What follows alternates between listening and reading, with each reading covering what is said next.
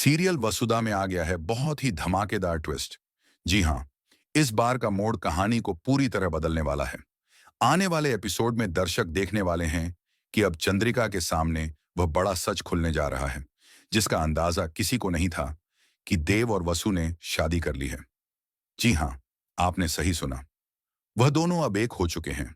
Serial के scene में दिखाया जाता है कि सजावट से चमकता हुआ घर, रंगोली से सजा आंगन, दीपक की टिमटिमाती रोशनी के बीच देव और वसु हाथों में हाथ डालकर गृह प्रवेश कर रहे होते हैं। पंडित जी मंत्र पढ़ रहे हैं और घर के सदस्य मुस्कुराते हुए उनका स्वागत कर रहे हैं। वसु के चेहरे पर हल्की मुस्कान है, आंखों में चमक और मन में एक अजीब सी घबराहट। गृह प्रवेश पूरा हो जाता है और दोनों माता रानी के सामने खड़े होकर आशीर्वाद ले रहे होते हैं। वसु के मन में बस यही भाव, अब सब ठीक हो जाएगा, अब मेरी जिंदगी सुकून भरी होगी। लेकिन तभी बाहर से कदमों की आहट सुनाई देती है। हवा में अचानक तनाव भर जाता है और दरवाजे पर आती है सारिका। हाँ, वही सारिका जो अब तक इस शादी से अनजान थी, पर सब कुछ जान चुकी है। उसके साथ है चंद्रिका, जिसके चेहरे पर सख्ती और आंखों में आग है।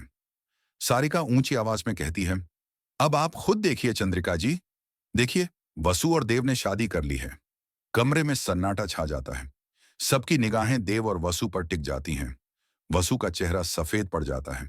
देव कुछ कहने की कोशिश करता है, लेकिन आवाज गले में अटक जाती है। चंद्रिका आगे बढ़ती है, देव के पास आकर कहती है, देव, ये सब क्या चल रहा है? उसकी आवाज में गुस्सा, दुख और विश्वासघात का मिश्रण है। देव के होश उड़ जाते हैं।